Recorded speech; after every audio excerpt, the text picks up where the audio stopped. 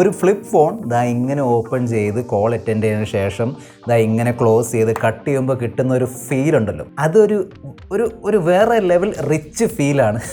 നല്ല രസമുണ്ടോ? ഓക്കെ, വീണ്ടും വീണ്ടും ചെയ്യാൻ തോന്നും. സോ ഇതാണ് മോട്ടറോളയുടെ latest Motorola Razr 40 ultra flip phone. കൂടുതൽ സമയം വേസ്റ്റ് ചെയ്യാതെ ലെറ്റ്സ് റോൾ. ഇതാണ് ഇതിന്റെ പെട്ടി. പ്ലാസ്റ്റിക് ഫ്രീ പാക്കേജിങ്ങിലാണ് വരുന്നത്. നൈസ്. ബോക്സ് ഓപ്പൺ ചെയ്യാം. ഫസ്റ്റ് തന്നെ ഫോണാണ്, മാറ്റി വെക്കാം. ഡോക്യുമെന്റ്സ്, നല്ല കട്ടിയുള്ള ഒരു TPU കേസ്, 33 വാട്ടിന്റെ charger and charging cable. Motorola ബോക്സിൽ തന്നിരിക്കുന്ന ഈ ഒരു ഹാർഡ് TPU കേസ് ഉണ്ടല്ലോ, ഇതിനെക്കുറിച്ച് ഞാൻ 1 മിനിറ്റ് സംസാരിക്കാം. അതായത് first of all thank you. ഇത് ഏറ്റവും ടോപ്പ് ക്വാളിറ്റി സംഭവമാണോ? അല്ല. പക്ഷെ 1 മാസം 1.5 മാസം ഈസിലി പൊക്കോളും. അത് ഭയങ്കര ഇമ്പോർട്ടൻ്റ് ആണ്, സ്പെഷ്യലി ഇതുപോലുള്ള ഫോൺസ്. കാരണം ഇത്തരത്തിലുള്ള ഫ്ലിപ്പ് ഫോൾഡ് ഫോൺസിന്റെ ആക്സസറീസ് കിട്ടാൻ ഭയങ്കര ബുദ്ധിമുട്ടാണ്. ചില കമ്പനികൾ ഇത് തരാറില്ല, അതുകൊണ്ട് അവർക്ക് എത്ര ലാഭം ഉണ്ടാവുന്നുണ്ട് എനിക്കറിയില്ല. പക്ഷെ ഭയങ്കര യൂസ്ഫുൾ ആണ്. കാരണം എൻ്റെ കയ്യിൽ നിന്ന് ഒരു തവണ സ്ലിപ്പായി താഴെ വീണതാണ്.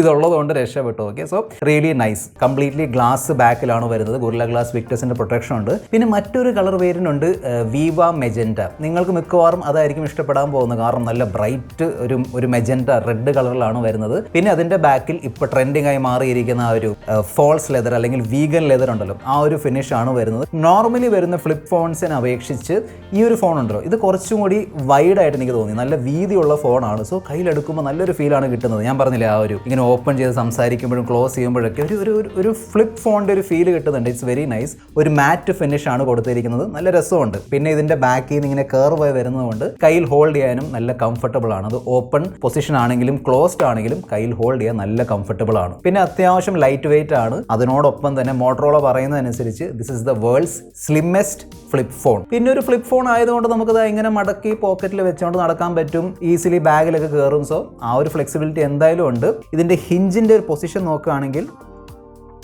ഓക്കെ, ഇങ്ങനെ നിൽക്കുന്നുണ്ട്, ഇങ്ങനെ 90 ഡിഗ്രി ഇങ്ങനെ.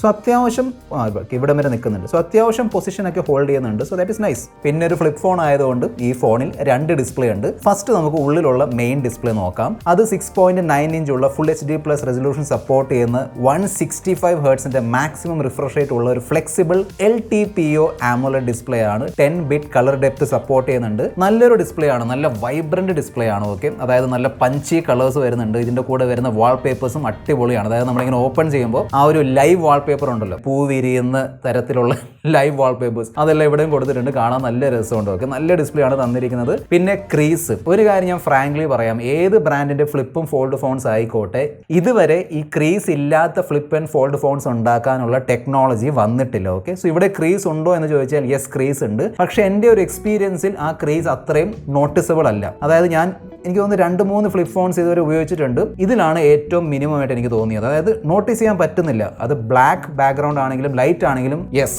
നമ്മളിങ്ങനെ അത് തപ്പിപ്പിടിച്ച് ഇങ്ങനെ നോക്കിയാൽ എന്തായാലും അത് കാണാൻ പറ്റും. കാരണം ക്രീസ് അവിടെ ഉണ്ട്. പക്ഷെ അത്രയും വിസിബിൾ അല്ല. Okay, so good job. Outdoor visibility ഒക്കെ നല്ലതാണ്, നോ ഇഷ്യൂസ്. HDR10+ സർട്ടിഫിക്കേഷൻ കൊടുത്തിട്ടുണ്ട്. യൂട്യൂബിൽ HDR വീഡിയോസ് പ്ലേ ചെയ്യാൻ കഴിയും.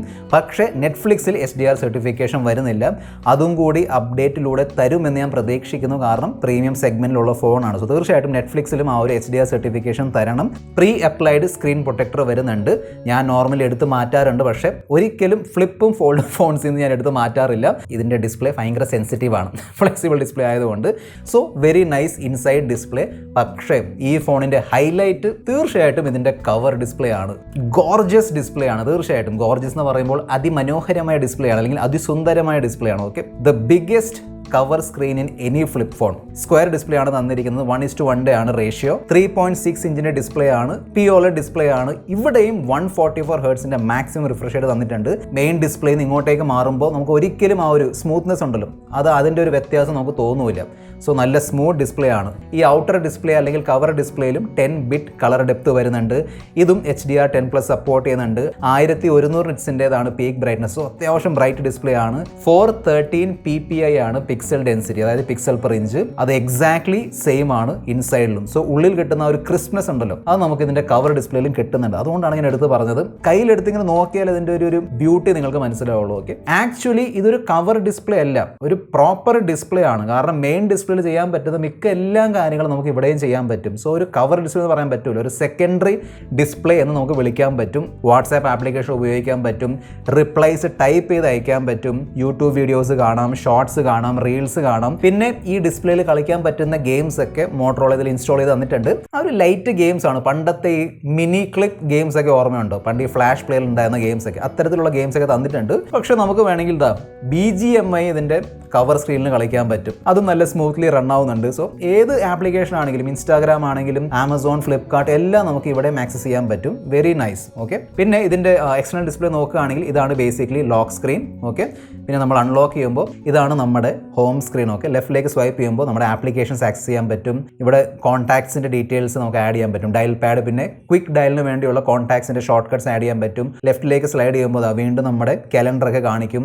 ഇവിടെയാണ് നമ്മുടെ വെതർ വിഡ്ജറ്റ്, ഞാൻ പറഞ്ഞ ഗെയിംസ് ഇവിടെയാണ് വരുന്നത്. പിന്നെ ഒരു ഗൂഗിൾ ഫീഡിന്റെ വിഡ്ജറ്റ് ഒക്കെ അവർ കൊടുത്തിട്ടുണ്ട്. ഓക്കെ, നമുക്ക് വേണമെങ്കിൽ ഇവിടെ ക്ലിക്ക് ചെയ്തിട്ട് നോട്ടിഫിക്കേഷൻസ് കാണാൻ പറ്റും.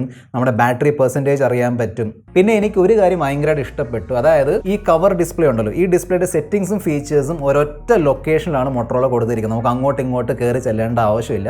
സെറ്റിംഗ്സ് ഓപ്പൺ ചെയ്താൽ എക്സ്റ്റേണൽ ഡിസ്പ്ലേ, അതിൻ്റെ മേളിൽ ക്ലിക്ക് ചെയ്യുമ്പോൾ അതുമായിട്ട് ബന്ധപ്പെട്ട എല്ലാ ഫീച്ചേഴ്സ് സ്പെസിഫിക്കേഷൻസ് ഒറ്റ ലൊക്കേഷൻ തന്നിട്ടുണ്ട്. ഫോർ എക്സാമ്പിൾ നമുക്ക് ലോക്ക് സ്ക്രീൻ സെറ്റ് ചെയ്യാൻ പറ്റും. നമുക്ക് വേണമെങ്കിൽ ഇവിടുന്ന് ഹോം സ്ക്രീൻ വാൾപേപ്പേഴ്സ് ചേഞ്ച് ചെയ്യാൻ പറ്റും. പിന്നെ പാനൽസ്, ഡിസ്പ്ലേയിലുള്ള ഫോണ്ട്, ഈ ആപ്പ് സെറ്റിംഗ്സ് കണ്ടോ, ഇവിടാണ് നമുക്ക് ആ ഒരു പെർമിഷൻ കൊടുക്കാൻ പറ്റുന്നത്. എന്ന് വെച്ചാൽ ഫോർ എക്സാമ്പിൾ ഇപ്പം ആമസോൺ ഓപ്പൺ ആയിരിക്കുകയാണ്, ഞാൻ ക്ലോസ് ചെയ്യുമ്പോൾ ഓട്ടോമാറ്റിക്കലി ആ ഒരു ആമസോണിൻ്റെ ആപ്ലിക്കേഷൻ ഇതിൻ്റെ കവർ സ്ക്രീനിൽ തുറന്നു വരുന്നുണ്ട്. ഓക്കെ, ആ ഒരു സെറ്റിംഗ്സ്, അതായത് നമുക്ക് എനേബിൾ ചെയ്യണോ അതോ അത് ടേൺ ഓഫ് ചെയ്ത് വെക്കണോ, അതൊക്കെ നമുക്ക് ഈ ഒരു ആപ്പ് സെറ്റിംഗ്സ് എന്ന ഈ ഒരു മെനുന്ന് അത് സെലക്ട് ചെയ്യാൻ പറ്റും. ഹെഡ്ഫോൺ ജാക്ക് വരുന്നില്ല, ഡുവൽ സ്റ്റീരിയോ സ്പീക്കേഴ്സ് കൊടുത്തിട്ടുണ്ട്. നമുക്ക് ഒരിക്കലും ഫ്ലാഗ്ഷിപ്പ് ഫോൺസ് ഉണ്ടല്ലോ, അതായത് നോർമൽ ഫ്ലാഗ്ഷിപ്പ് ഫോൺസ്, ഫ്ലിപ്പ് ചെയ്യാത്ത സ്ട്രെയിറ്റ് ഫ്ലാഗ്ഷിപ്പ് ഫോൺസിൻ്റെ ഒരു സ്പീക്കർ പെർഫോമൻസ് ഫ്ലിപ്പ് ഫോൺസിൽ കിട്ടൂല. കാരണം സ്പേസ് കുറവല്ലേ, നല്ല തിന്നാണ്, സ്പേസ് കുറവായതുകൊണ്ടാണ്. പക്ഷേ അതിൻ്റെ പോയിന്റ് ഓഫ് വ്യൂ നോക്കുകയാണെങ്കിൽ സ്പീക്കർ പെർഫോമൻസ് ഈസ് ഓക്കെ, അങ്ങനെ വലിയ പ്രോബ്ലം ആയിട്ട് എനിക്ക് തോന്നിയില്ല. അത്യാവശ്യം ലൗഡൊക്കെയാണ്, നല്ല ഹാപ്റ്റിക് ഫീഡ്ബാക്ക് എക്സ്പീരിയൻസ് ആണ് കിട്ടുന്നത്. അത് മോട്ടറോള നല്ലോണം ഇംപ്ലിമെൻറ്റ് ചെയ്തിട്ടുണ്ട്. സോ ഞാൻ പറഞ്ഞില്ല, ആപ്പ് ഡ്രോർ ഓപ്പൺ ചെയ്യുമ്പോഴും റീസെൻറ്റ് ആപ്ലിക്കേഷൻ മെനു, ക്യാമറ UIയിലൊക്കെ നല്ല ഹാപ്റ്റിക് ഫീഡ്ബാക്ക് എക്സ്പീരിയൻസ് കിട്ടുന്നുണ്ട്. സൈഡ് മൗണ്ടഡ് ഫിംഗർ പ്രിൻറ്റ് സ്കാനറാണ് കൊടുത്തിരിക്കുന്നത്. അത് ഉപയോഗിച്ച് നമുക്ക് വേണമെങ്കിൽ ഇതിൻ്റെ main display and cover display രണ്ടും അൺലോക്ക് ചെയ്യാൻ പറ്റും. ഈവൻ ഫേസ് അൺലോക്കിൻ്റെ ഫീച്ചർ കൊടുത്തിട്ടുണ്ട്. അതും ഉപയോഗിച്ച് നമുക്ക് വേണമെങ്കിൽ ഇതിൻ്റെ cover display and inside display രണ്ടും അൺലോക്ക് ചെയ്യാൻ പറ്റും. ക്വാൾകോം സ്നാപ്ഡ്രാഗൺ 8+ Gen 1 ചിപ്സെറ്റ് ആണ് കൊടുത്തിരിക്കുന്നത്. 8GB 256GB ആണ് Ram storage variant. Snapdragon 8+ Gen 1 എന്ന് പറയുമ്പോൾ കഴിഞ്ഞ വർഷത്തെ ഏറ്റവും പവർഫുൾ ആൻഡ്രോയിഡ് ചിപ്സെറ്റ് ആണ്. അതിന്റെ പെർഫോമൻസ് ഇവിടെ അറിയാനുണ്ട്. ഓക്കെ, നല്ല പെർഫോമൻസ് ആണ് കിട്ടുന്നത്, വലിയ ഇഷ്യൂ ഒന്നുമില്ല. ലേറ്റസ്റ്റ് ആൻഡ്രോയിഡ് 13 ഉണ്ട്. 1-2 ബ്ലോട്ട്വെയർസ് ഉണ്ട്, ഫേസ്ബുക്ക് ഉണ്ട്, പിന്നെ സ്പോട്ടിഫൈ ഉണ്ടെന്ന് തോന്നുന്നു. ബാക്കി ക്ലീൻ എക്സ്പീരിയൻസ് ആണ് കിട്ടുന്നത്. ഓബ്വിയസ്ലി ഫ്ലിപ്പ് ഫോൺസ് ഗെയിമിങ്ങിന് വേണ്ടിയുള്ള ഫോൺസ് അല്ല. ഇതിൽ ഗെയിമിംഗ് ചെയ്യാൻ പറ്റുമോ എന്ന് ചോദിച്ചാൽ തീർച്ചയായിട്ടും ചെയ്യാൻ പറ്റും. കാരണം സ്നാപ്ഡ്രാഗൺ 8+ Gen 1 ചിപ്സെറ്റ് വരുന്നുണ്ട്. പക്ഷേ ഞാൻ ഗെയിമിങ്ങിന് വേണ്ടി റെക്കമെൻഡ് ചെയ്യൂല. കാരണം ഫസ്റ്റ് ഓഫ് ഓൾ അതിനുവേണ്ടി വേറെ ഫോൺസ് ഉണ്ട്. സെക്കൻഡ് ആണ്, ഫ്ലിപ്പ് ഫോൺസിൽ ഒരുപാട് നേരം ഇരുന്ന് ഗെയിം ചെയ്യുമ്പോൾ ചെറിയ ഹീറ്റിംഗ് ഒക്കെ ഉണ്ടാവാൻ സാധ്യതയുണ്ട്. കാരണം ഫോം ഫാക്ടർ ഭയങ്കര തിന്നായതുകൊണ്ടാണ്. പിന്നെ ഇതെൻ്റെ ഒരു ഇനീഷ്യൽ ഇംപ്രഷൻ മാത്രമാണ്. സോ എൻ്റെ ഒരു സജഷൻ ആയിരിക്കും, ഞാൻ റിവ്യൂ വീഡിയോ എന്തായാലും അപ്ലോഡ് ചെയ്യുന്നതായിരിക്കും. അതിനുവേണ്ടി വെയിറ്റ് ചെയ്യുക.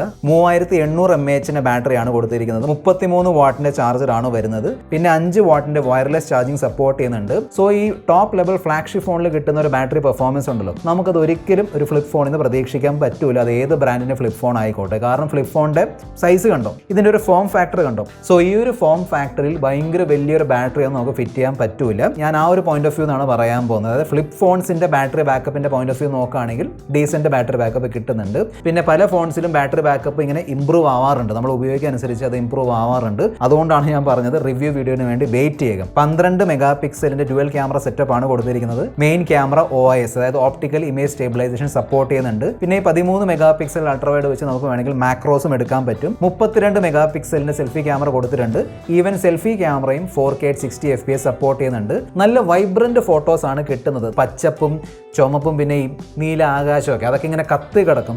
മോട്ടറോള ബ്രാൻഡിന്റെ ക്യാമറ പെർഫോമൻസ് ഒരിക്കലും ഏറ്റവും ബെസ്റ്റ് അല്ല, എന്നാൽ ഏറ്റവും മോശമല്ല. അതിന്റെ ഇടയിൽ ഒരു ഗുഡ് ക്യാമറ പെർഫോമൻസ് തരുന്ന ഒരു കമ്പനിയാണ്. ഇവിടെ അങ്ങനെ തന്നെയാണ്. ഓക്കെ, ഞാൻ മെയിൻ ക്യാമറ സാമ്പിൾസ് ഷെയർ ചെയ്യുന്നുണ്ട്, കണ്ടു നോക്കുക. ഡൈനാമിക് റേഞ്ച് ഒക്കെ നല്ലോണം ക്യാപ്ചർ ചെയ്യുന്നുണ്ട്. ചില ഫോട്ടോസിൽ ഷാർപ്പനിങ് കൂടുതലായിട്ട് തോന്നി. പക്ഷെ ഓവറോൾ ക്യാമറ പെർഫോമൻസ് ഓക്കെ ആണ്. പിന്നെ വീണ്ടും പറയാണ്, ഇതെന്റെ ഇനീഷ്യൽ ഇംപ്രഷൻ മാത്രമാണ്. Please wait for the review video.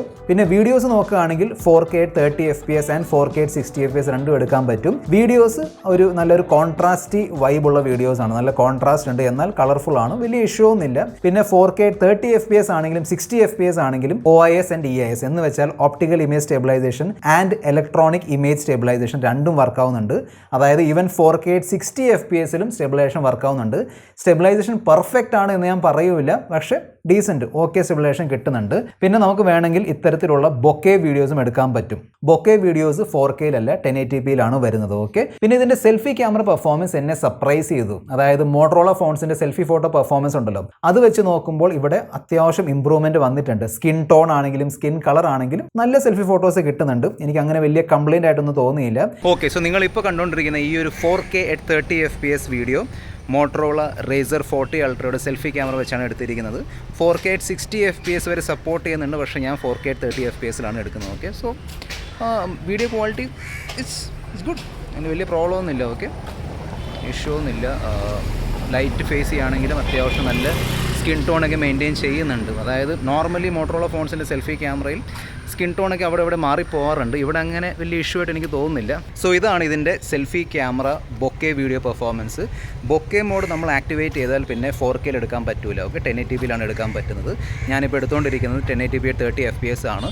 So bokeh video മോഡാണെങ്കിലും നോർമൽ സെൽഫി വീഡിയോ മോഡാണെങ്കിലും രണ്ടിലും സ്റ്റെബിലൈസേഷൻ കൊടുത്തിട്ടുണ്ട്. കണ്ടില്ലേ, അത്യാവശ്യം നല്ല സ്റ്റെബിലൈസേഷൻ ഉണ്ട്. ബാക്ക്ഗ്രൗണ്ട് ആണെങ്കിലും എൻ്റെ ഫേസ് ആണെങ്കിലും നല്ല സ്റ്റേബിൾ ആണ്. So good job.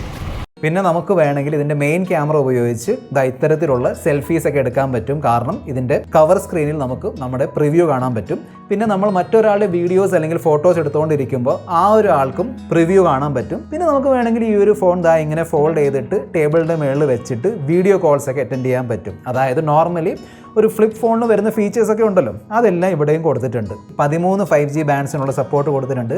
Jio and Airtel രണ്ടും വർക്ക് ആവുന്നുണ്ട്. 8 നോക്കിയിരുന്നു. NFC-ക്ക് വേണ്ടിയുള്ള സപ്പോർട്ട് ഉണ്ട്. സോ നിങ്ങൾക്ക് വേണമെങ്കിൽ കോൺടാക്ട്ലെസ് പേയ്മെൻറ്റ്സ് ഒക്കെ ചെയ്യാൻ പറ്റും. പിന്നെ ഒരു കാര്യം, സിംഗിൾ സിം സ്ലോട്ട് ആണ് വരുന്നത്. അതായത് ഡ്യുവൽ സിം സപ്പോർട്ട് ചെയ്യുന്നുണ്ട്. പക്ഷേ നിങ്ങൾ 2 സിം ഉപയോഗിക്കുന്ന ആളാണെങ്കിൽ, ഒരുമിച്ച് ഉപയോഗിക്കുന്ന ആളാണെങ്കിൽ സെക്കൻഡറി സിം ഈ സിം ആക്കേണ്ടി വരും. പിന്നെ 2 വേരിയൻസ് വരുന്നുണ്ട്, Motorola Razr 40 and 40 ultra. Motorola Razr 40 അൾട്രയുടെ പ്രൈസ് ആണ് 89,999 എന്ന് വെച്ചാൽ 90,000 രൂപയാണ്. ICICI ബാങ്ക് യൂസേഴ്സിന് വേണ്ടി 7,000 റുപ്പീസിൻ്റെ ഇൻസ്റ്റന്റ് ഡിസ്കൗണ്ട് ഉണ്ട്. പിന്നെ നോ കോസ്റ്റ് EMI ഓഫേഴ്സ് കൊടുത്തിട്ടുണ്ട്. എല്ലാം ഞാൻ സ്ക്രീനിൽ കാണിച്ചു തരാം. മോട്ടോ റേസർ 40യുടെ പ്രൈസ് ആണ് 59,999, 60,000 രൂപ. ഇതിന്റെ കൂടെയും ICICI ബാങ്കിന്റെ ഓഫർ ഉണ്ട്. 5,000 റുപ്പീസിന്റെ ഇൻസ്റ്റന്റ് ഡിസ്കൗണ്ട് കിട്ടും. സോ ഇതായിരുന്നു മോട്ടറോള റേസർ 40 അൾട്ര എന്ന ഈ ഒരു ഫോണിന്റെ അൺബോക്സിംഗ് ആൻഡ് ഡീറ്റെയിൽസ്. ഞാൻ വീണ്ടും പറയുകയാണ്, ഇതെന്റെ ഒരു ഇനീഷ്യൽ ഇംപ്രഷൻ മാത്രമാണ്. നിങ്ങൾ ഈ ഒരു ഫോൺ വാങ്ങാൻ നോക്കുന്നുണ്ടെങ്കിൽ തീർച്ചയായിട്ടും ആ ഒരു റിവ്യൂ വീഡിയോന് വേണ്ടി വെയിറ്റ് ചെയ്യുക. This is your friend Mr. Perfect Tech signing off. Goodbye.